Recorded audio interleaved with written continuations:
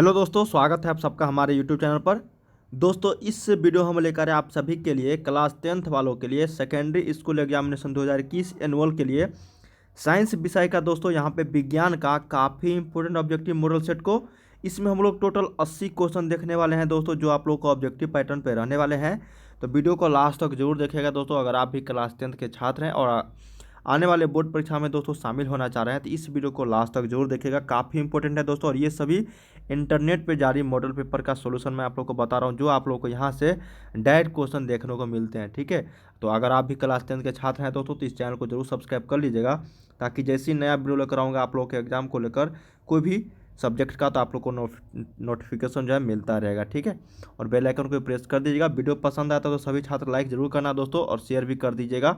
ठीक है, और दोस्तों तैयारी करना चाहते हैं सभी सब्जेक्ट का तो आपको लिंक नीचे डिस्क्रिप्शन में starkastudy.com, वहाँ पे आप लोग को सभी सब्जेक्ट का चैप्टर वाइज ऑब्जेक्टिव सब्जेक्टिव देखने को मिल जाएंगे, तो जाके आप लोग पढ़ाई कर सकते हो। ठीक है, लिंक नीचे डिस्क्रिप्शन में है। और भी क्वेश्चन का प्रैक्टिस सेट करना चाह रहे हैं दोस्तों तो वहाँ पे आप लोग जाके विजिट कर सकते हो। चलो यहाँ पे जानते हैं दोस्तों, ये सब आप लोग को पढ़ना चाहिए। ठीक है, जो भी मॉडल पेपर डाउनलोड नहीं किया तो डाउनलोड कर लीजिए, उसका भी लिंक मैंने डिस्क्रिप्शन में दे दिया है। ठीक है, इसको आप लोग ज़रूर अच्छे से पढ़ लीजिएगा, क्या क्या यहाँ पे बताया गया आप लोगों के लिए निर्देश दिया जाता है। अब बात करते हैं दोस्तों यहाँ पे कि कितने क्वेश्चन रहेंगे आप लोगों के बोर्ड परीक्षा में। देखिए, 1 से 80 तक वस्तुनिष्ठ प्रश्न रहेंगे दोस्तों, जिसमें से आप लोगों को किन्हीं 40 प्रश्नों का उत्तर देना है। प्रत्येक प्रश्न के साथ 4 विकल्प दिए गए हैं, जिनमें से एक सही है। अपने द्वारा चुने गए सही विकल्प को OMR शीट पर चिन्हित करें। यहाँ पे बताया गया है दोस्तों 40 का ही आप लोग को जवाब देना है। 80 क्वेश्चन में तो दुगुना विकल्प रहने वाले हैं, यहाँ पे देख सकते हैं ना। चलिए मैं आप लोग को बताता हूँ दोस्तों, ये सारे क्वेश्चन इंपॉर्टेंट है जो यहाँ पे इंटरनेट पे जारी किया गया है मॉडल सेट को। ठीक है, चलिए पहला क्वेश्चन देखते हैं दोस्तों। बताया जा रहा है कि किस दर्पण की फोकस दूरी ऋणात्मक होती है। तो किस दर्पण का फोकस दूरी दोस्तों ऋणात्मक होता है। मान लो कि ये दर्पण है दोस्तों, तो यहाँ पे देख सकते हैं ये अवतल दर्पण में होता है ना, यहाँ पे इधर इधर यहाँ पे पॉजिटिव और इधर यहाँ पे निगेटिव होता है ना। तो ये आप लोग का यहाँ पे इधर फोकस होता है, तो ये फोकस दूरी यहाँ पे निगेटिव हो जाएगा, किस में, तो अवतल दर्पण में। तो याद रखिएगा, एक का बी। चलिए दूसरा देखते हैं कि दर्पण की फोकस दूरी और वक्रता त्रिज्या आर में क्या संबंध है। काफ़ी इंपॉर्टेंट और सिंपल क्वेश्चन है दोस्तों, आप लोग पता होगा आर बराबर 2f होता है या फिर एफ बराबर r/2 होता है। तो किस ऑप्शन में है दोस्तों एफ बराबर r/2, तो ये बी ऑप्शन में है। तो आप लोग को याद रहना चाहिए ये एफ बराबर r/2 फोकस दूरी और वक्रता त्रिज्या में ये रिलेशन होता है। ठीक है, तो 2 का बी आपको याद रखिएगा, बहुत इंपॉर्टेंट था ये। अब 3 नंबर है दोस्तों कि समान दृष्टि के लिए स्पष्ट दृष्टि की न्यूनतम दूरी है। तो समान दृष्टि वालों के लिए स्पष्ट दृष्टि की जो स्मॉलेस्ट मतलब न्यूनतम दूरी जो है दोस्तों, लीस्ट डिस्टेंस, आप लोगों को पता होगा 25 सेंटीमीटर होता है ना। 25 सेंटीमीटर स्पष्ट दृष्टि देखने के लिए यहाँ पे न्यूनतम दूरी होता है समान आदमी के लिए, समान दृष्टि वालों के लिए। ठीक है, तो ये याद रखिएगा 25 सेंटीमीटर। अब 4 नंबर है दोस्तों कि श्वेत प्रकाश का कौन सा रंग किसी प्रिज्म से गुजरने के पश्चात सबसे कम झुकता है। क्या क्वेश्चन है कि श्वेत प्रकाश का कौन सा रंग किसी प्रिज्म से गुजरने के पश्चात सबसे कम झुकता है।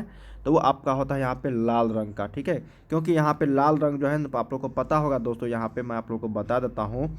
जैसे यहाँ पे प्रिज्म है, ठीक है, ये प्रिज्म है। अगर कोई प्रकाश का किरण यहाँ से गुजरता है तो इसमें आप लोग को पता होगा दोस्तों, ये 7 रंगों में यहाँ पे विभक्त हो जाता है। ठीक है, तो यहाँ पे होता है क्या दोस्तों, स्टार्टिंग में यहाँ पे रेड और यहाँ पे बैंगनी। सबसे ज़्यादा झुकता कौन है दोस्तों, बैंगनी झुकता है। लेकिन यहाँ पे बताया जा रहा है कि गुजरने के पश्चात सबसे कम कौन झुकता है, तो ये ऊपर में लाल होता है ना, तो ये लाल हो जाएगा यहाँ पे, जो सबसे कम झुकता है। ठीक है, और इसका अपवर्तनांक भी सबसे ज़्यादा होता है लाल रंग का, तो इसलिए याद रखिएगा सबसे कम झुकने वाला जो कलर होगा दोस्तों, रंग होगा, वर्ण होगा, वो लाल होगा, और सबसे ज़्यादा बैंगनी होगा, वायलेट होगा। ठीक है, तो 4 का सी हो जाएगा। चलिए 5 देखते हैं कि मानव आँख की रेटिना द्वारा बनाई गई छवि जो होती है, मतलब प्रतिबिंब जो होती है, वो क्या होता है। तो आप लोगों को पता होगा दोस्तों कि मानव आँख का जो प्रतिबिंब बनता है वो कहाँ बनता है, रेटिना पर बनता है। लेकिन किस तरह का प्रतिबिंब बनाता है, वास्तविक, उल्टा, आभासी, या फिर क्या, या फिर सीधा। तो ये बनाता है दोस्तों वास्तविक और उल्टा। याद रखिएगा क्या बनाता है, वास्तविक और उल्टा बनाता है। ठीक है, तो 5 का बी याद रखिएगा। चलिए 6 नंबर देखते हैं कि आकाश का रंग नीला प्रतीत क्यों होता है। क्या क्वेश्चन है दोस्तों कि आकाश का रंग नीला प्रतीत क्यों होता है। तो आप लोग को पता होगा दोस्तों, प्रकाश के यहाँ पे परिकिरणन के कारण। ठीक है, आकाश का रंग नीला क्यों प्रतीत होता है दोस्तों यहाँ पे, तो क्या हो जाएगा दोस्तों यहाँ पे 6 का बी ऑप्शन सही हो जाएगा आपका, प्रकाश के परिकिरणन के कारण आकाश का रंग जो नीला है वो प्रतीत होता है। तो 6 का से उत्तर आपका बी हो जाएगा। चलिए 7 नंबर देखते हैं दोस्तों। बताया जा रहा है कि किस दर्पण से वस्तु का प्रतिबिंब बड़ा बनता है। क्या क्वेश्चन है दोस्तों कि किस दर्पण से वस्तु का प्रतिबिंब बड़ा बनता है।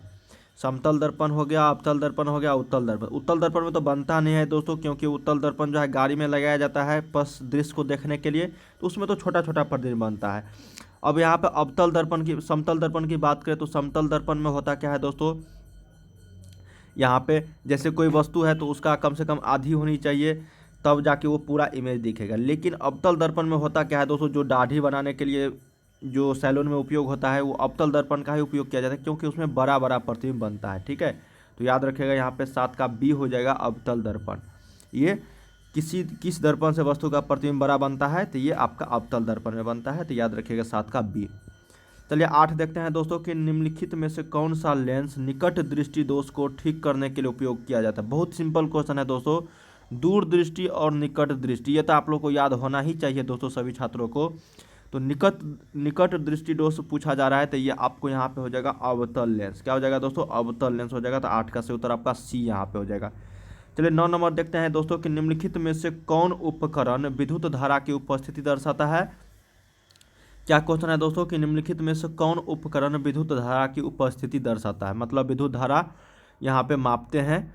तो यहाँ पे गैल्वेनोमीटर, मोटर या फिर जनरेटर या फिर वोल्ट मीटर। तो विद्युत धारा की उपस्थिति जो दर्शाता है दोस्तों, कौन सा उपकरण यहाँ पे पूछा जा रहा है ना, इंस्ट्रूमेंट पूछा जा रहा है, तो ये आपका गैल्वेनोमीटर में विद्युत धारा की उपस्थिति को दर्शाता है। ठीक है, इलेक्ट्रिक करंट को प्रेजेंस यहाँ पे दिखाता है। कौन सा इंस्ट्रूमेंट, तो ये गैल्वेनोमीटर। ठीक है, तो यहाँ पे 9 का ए याद रखेगा। चलिए 10 नंबर देखते हैं कि दाएं हाथ के अंगूठे के नियम को किसने प्रतिपादित किया था दोस्तों। तो दाएं हाथ के अंगूठे के नियम को जो प्रतिपादित किया था ना, ये किया था मैक्सवेल। याद रखिएगा मैक्सवेल ने यहाँ पे दाएं हाथ के अंगूठे का नियम। ठीक है, और बाएं हाथ के फ्लेमिंग को आप लोगों को पता होगा दोस्तों, फ्लेमिंग के वाम हस्त नियम ये सभी, और मैक्सवेल के यहाँ पे दाएं हाथ के अंगूठे का नियम यहाँ पे दिया था। तो याद रखिएगा यहाँ पे 10 का डी हो जाएगा। तो क्या हो जाएगा दोस्तों, यहाँ पे 10 का डी मैक्सवेल हो जाएगा। ठीक है, तो याद रखिएगा। चलिए 11 देखते हैं कि विभवांतर का एसआई मात्रक होता है। बहुत सिंपल क्वेश्चन है। विभवांतर का एसआई मात्रक आप लोग को पता होगा दोस्तों, ये वोल्ट होता है। ठीक है, विभवांतर का एसआई मात्रक क्या होता है, पोटेंशियल डिफरेंस का वोल्ट होता है। और प्रतिरोध का क्या होता है, ओम होता है दोस्तों। और एम्पियर किसका होता है, धारा का, कूलम्ब चार्ज का। चलिए 12 देखते हैं कि निम्नलिखित में से किस संयोजन द्वारा प्रतिरोध का मान बढ़ता है। आप लोग को पता होगा दोस्तों, संयोजन करने पर जब कॉम्बिनेशन हम लोग करेंगे और जो फाइनल रेजिस्टेंस आएगा यहाँ पे, वो किस में इंक्रीज करेगा, तो ये होगा दोस्तों आपका श्रेणी क्रम में, मतलब सीरीज में। ठीक है, तो याद रखिएगा यहाँ पे। और समांतर क्रम में क्या होता है, प्रतिरोध का मान घटता है जब रिजल्टेंट हम निकालते हैं तो। ठीक है, और जब श्रेणी क्रम में रहता है दोस्तों, तब रिजल्टेंट निकालेंगे तो हम उसका प्रतिरोध का मान जो है वो बढ़ेगा। तो श्रेणी क्रम यहाँ पे से उत्तर हो जाएगा 12 का ए। चलिए 13 देखते हैं कि चुंबकीय बल रेखा की प्रकृति होती है। क्या क्वेश्चन है दोस्तों कि चुंबकीय बल रेखा की जो प्रकृति होती है, काल्पनिक,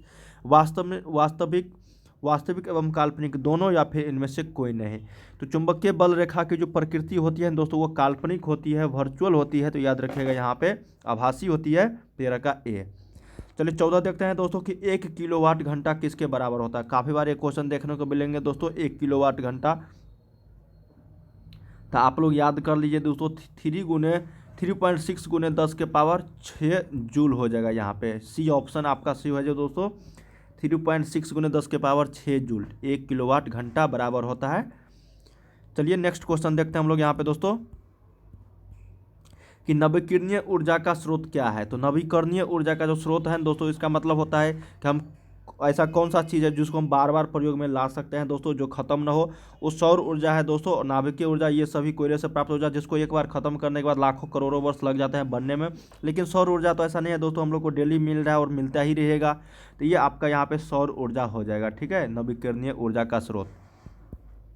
चलिए 16 नंबर देखते हैं कि कौन सा लेंस अपसारी लेंस भी कहा जाता है। आप लोग को पता होगा दोस्तों, अभिसारी और अपसारी।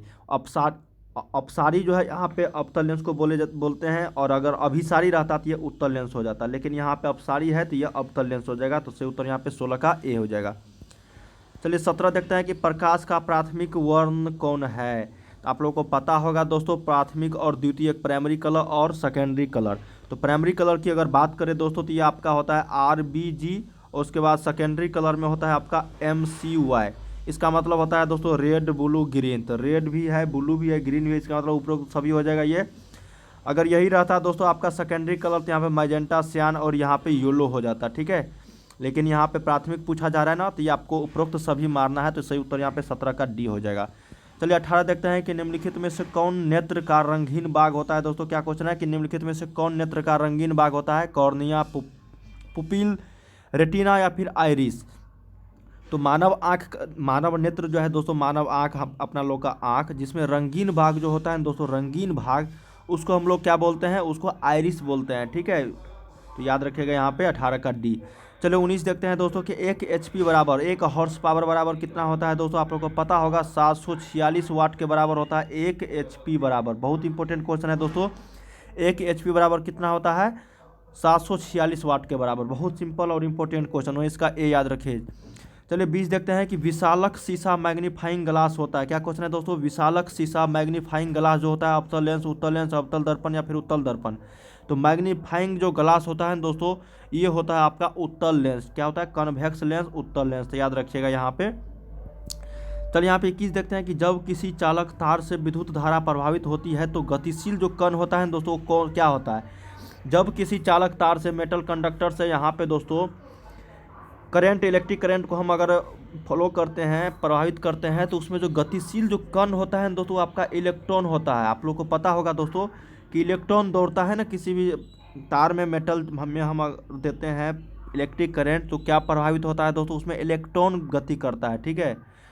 तो याद रखिएगा यहाँ पे 21 का डी। चलिए 22 देखते हैं यहाँ पे कि एम्पियर घंटा मात्रक है। तो एम्पियर घंटा जो मात्रक है दोस्तों, शक्ति का, आवेश का, ऊर्जा का, या फिर इनमें से कोई नहीं।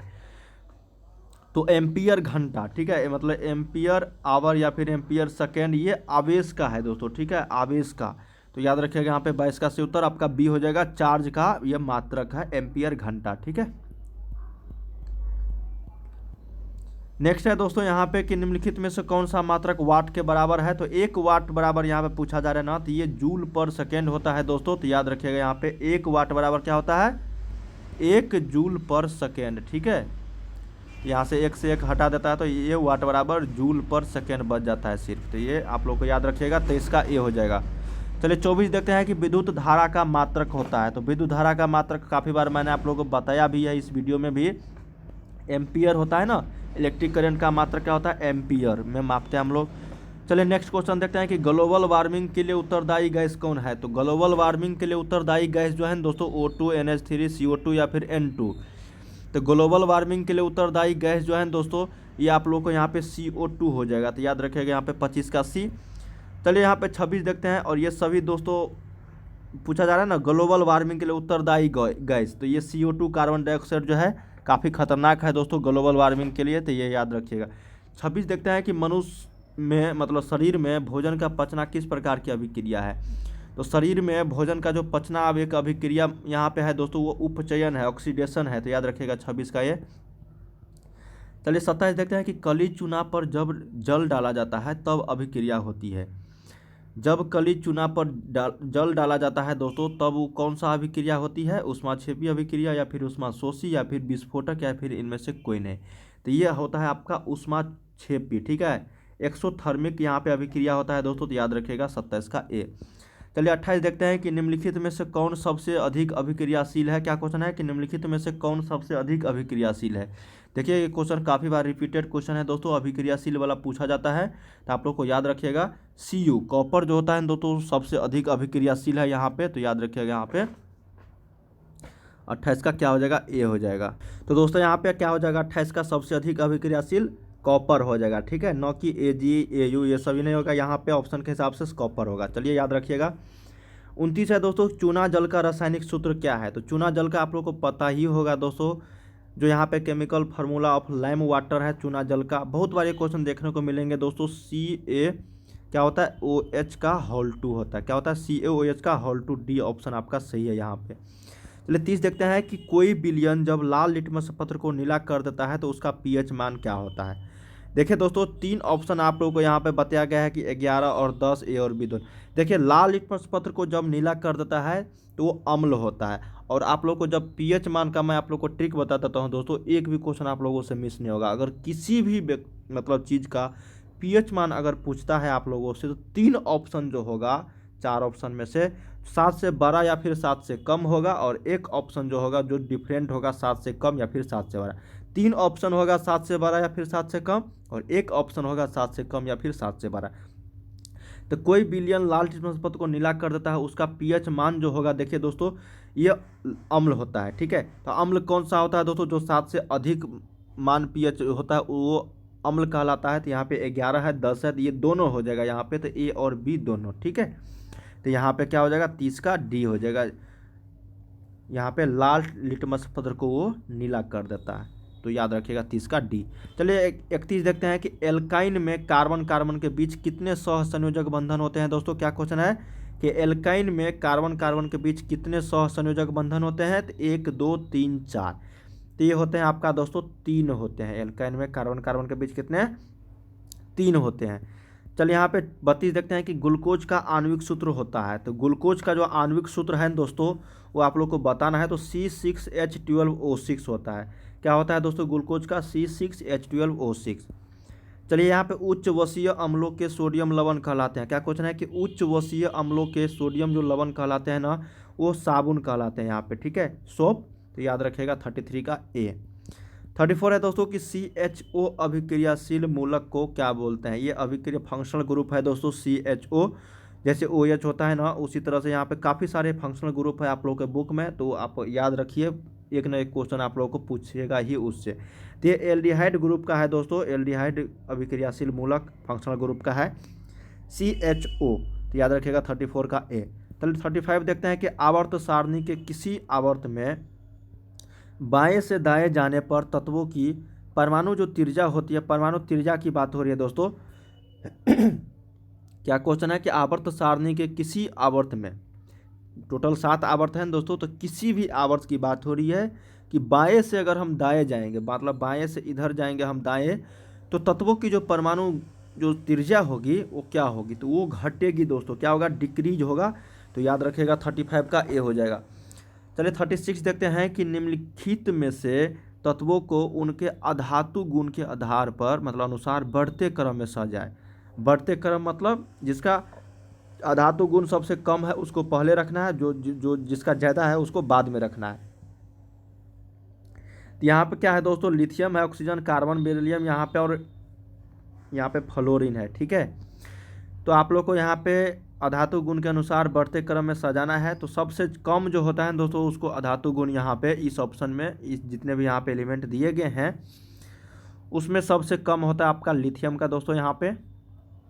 उसके बाद यहाँ पे आपका बेरिलियम का होता है, उसके बाद यहाँ पे कार्बन, उसके बाद ऑक्सीजन, उसके बाद यहाँ पे फ्लोरीन। तो ये जो आपका सही उत्तर है दोस्तों, बी ऑप्शन आपका यहाँ पे सही उत्तर है। तो याद रखिएगा 36 का बी हो जाएगा। 37 देखते हैं कि सिलिकॉन क्या है। तो सिलिकॉन जो है दोस्तों Si, ये धातु, अधातु, उपधातु क्या है दोस्तों?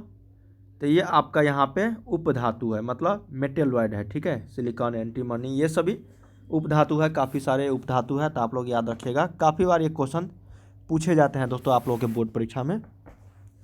ठीक है, 38 देखते हैं दोस्तों कि निम्नलिखित में से कौन विद्युत धनात्मक तत्व है। क्या क्वेश्चन है कि निम्नलिखित में से कौन विद्युत धनात्मक तत्व है दोस्तों?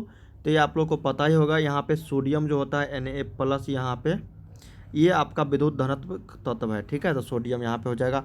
नेक्स्ट है दोस्तों कि टिहरी बांध का निर्माण किस प्रदेश में किया गया है। तो टिहरी बांध का जो निर्माण है दोस्तों, ये आपका उत्तराखंड में किया गया है, टिहरी बांध का निर्माण। ठीक है, तो उत्तराखंड याद रखिएगा, उत्तराखंड राज्य है भारत में।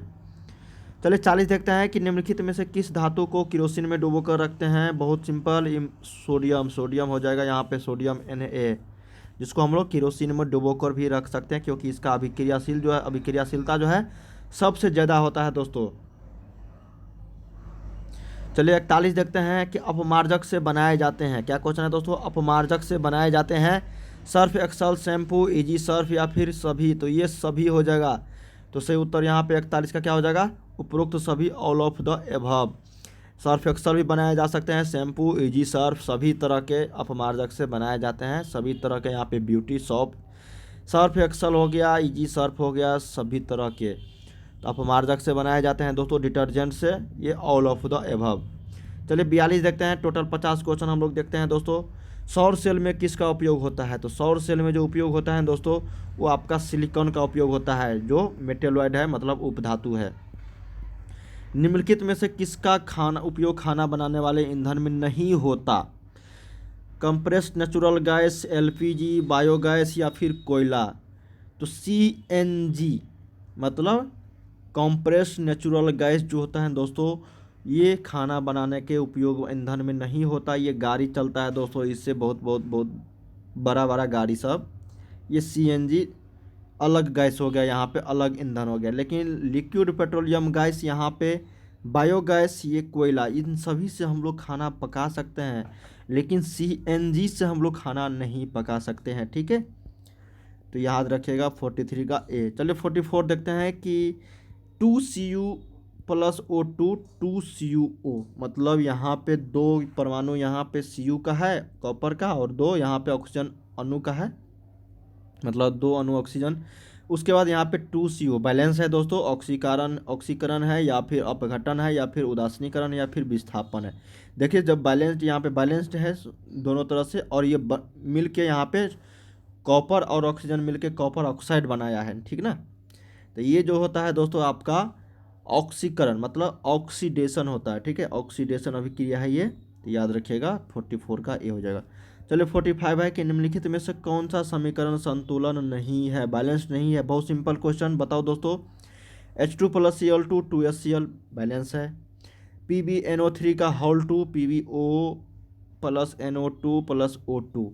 देखिए दोस्तों Pb एक है, N नाइट्रोजन यहाँ पे 2 है, लेकिन नाइट्रोजन तो इसमें एक ही है ना दोस्तों। इसमें तो नाइट्रोजन 2 है ना, क्योंकि होल 2 लगा हुआ है, तो इसका मतलब N2 और O 6 हो जाएगा यहाँ पे। तो यहाँ पे O जो है यहाँ पे 2 2 4 1 5 ही हो रहा है, और N भी एक ही हो रहा है। तो यही आपका सही उत्तर हो जाएगा, और बाकी ऑप्शन भी देख लेते हैं हम लोग। H2 प्लस O2 2H2O, ये भी सही है। 2KClO3 2KCl प्लस 3O2, हाँ ये भी सही है दोस्तों। ठीक है, लेकिन ये जो आपका बी ऑप्शन है ना, ये आपका संतुलन नहीं है। तो यहाँ पे 45 का बी आप लोग याद रखिएगा। ठीक है, आसानी से आप लोग पता कर सकते हो दोस्तों। फिर आता है कि उदासीन विलयन का पीएच मान होता है। तो उदासीन विलयन का जो पीएच मान होता है आप लोग को 7 होता है, पता होगा दोस्तों। नेचुरल का जो जल का पीएच मान होता है जो उदासीन होता है। ठीक है, चलिए यहाँ पे निम्नलिखित में से कौन दुर्बल अम्ल है? दुर्बल अम्ल की बात करते हैं दोस्तों। HCl, HNO3, CH3, COOH या फिर H2SO4। वीक एसिड की बात हो रही है दोस्तों, तो वीक एसिड यहाँ पे कौन सा हो जाएगा? CH3COOH हो जाएगा। ठीक है, तो याद रखिएगा यहाँ पे 47 का क्या हो जाएगा? सी।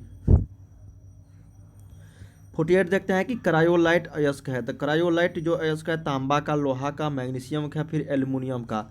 तो क्रायोलाइट जो अयस्क है दोस्तों, ये आपका हो जाएगा यहाँ पे कॉपर का, क्या है? तांबा का अयस्क है एक। जैसे एल्युमिनियम का है दोस्तों बॉक्साइट, लोहा का हेमेटाइट, मैग्नेटाइट, इस तरह से यहाँ पे कॉपर का जो है ना वो क्रायोलाइट अयस्क है। तो याद रखिएगा, पूछा जाता है। पोटेशियम की परमाणु संख्या, देखिए कितना सिंपल क्वेश्चन है कि पोटेशियम की परमाणु संख्या आप लोग को बताना है। के जो है सिंबल, उसका परमाणु संख्या कितना होता है दोस्तों? आप लोग को पता होना चाहिए ये क्वेश्चन। ठीक है, 19 होता है। ठीक है, उसके बाद यहाँ पे पोटेशियम के बाद कैल्शियम हो जाता है जिसका 20 होता है। तो याद रखिएगा 49 का सी।